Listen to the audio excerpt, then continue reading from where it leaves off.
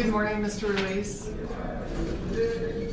You were arrested for 2 counts of open murder with use of a deadly weapon. The court did find probable cause existed for your arrest. You need to hear from the district attorney's office today and then hear from the public defender. Your Honor, it's the state's understanding the public defender would like to pass this to the department. That is correct, Your Honor. I would like our homicide team to handle this case personally, so we're asking for 2 days to the department. So, Mr. Ruiz, this court will be holding you on no bail. I am going to send your case to the department that will ultimately be hearing your case going forward. And you will have your Valdez and Menace hearing at that point. That court date will be.